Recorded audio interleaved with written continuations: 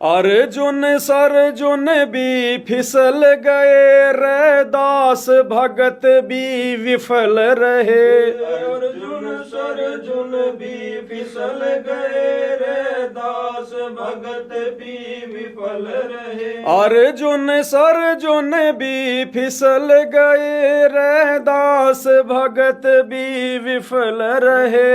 अर्जुन सरजुन भी फिसल गए रे, दास भगत भी विफल रहे। बैकुंठ वास गणिका का हुआ, जिन बाप गुरु को मान लिया।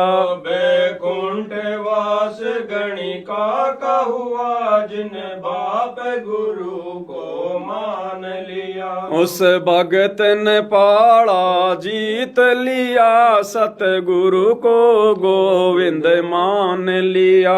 उस भगत ने पाड़ा जीत लिया, सतगुरु को गोविंद मान लिया। 650 साल पहले कबीर परमात्मा ने 64 लाख भक्तों की परीक्षा ली, सब फेल हो गए। अंत में 2 भगत बचे, अर्जुन सरजुन, जो पहले मुसलमान थे लेकिन सतगुरु की शरण में आने के बाद फिर उन्होंने अपने नाम भी चेंज कर लिए।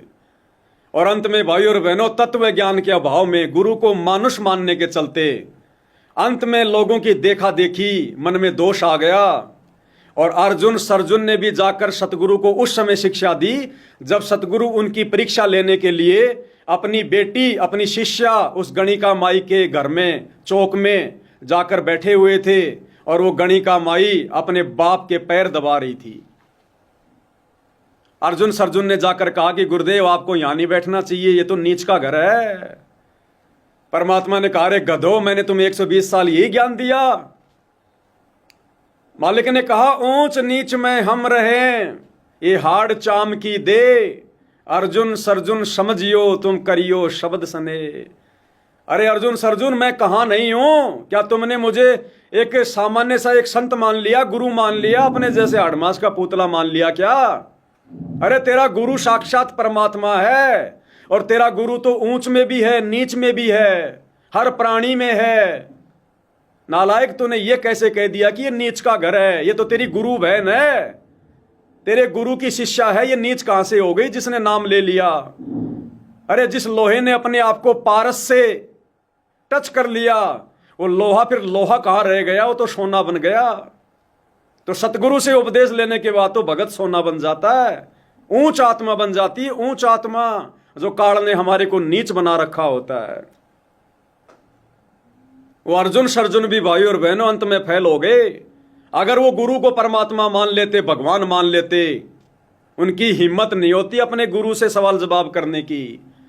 क्योंकि परमात्मा कहते हैं, गुरु के सन्मुख वचन ना कहिए, सो शिष्य रहनी गहनी सुख लइए। जो अपने गुरु से सवाल जवाब नहीं करता, कोई मीन मेख नहीं निकालता, दोष नहीं देखता, वो अंत में सुखी होता है। वो अर्जुन सरजुन भी फेल हो गए, जिन्होंने इतनी कुर्बानी दी, इतना सब कुछ किया। अंत में गुरु को परमात्मा ना मानने के कारण।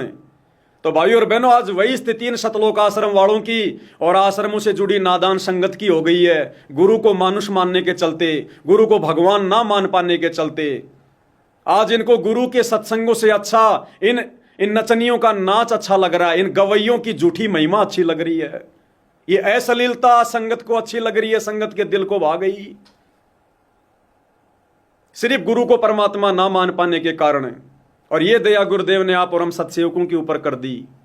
हृदय से अपने आप को भगवान जो है वो जनवा दिया, हृदय से। तो ऐसे गुरु की महिमा आंखों में आंसू निकाल निकाल के होनी चाहिए। आगे और कौन कौन भगत हुए हैं जो गुरु को मानुष मानने के कारण विफल रहे।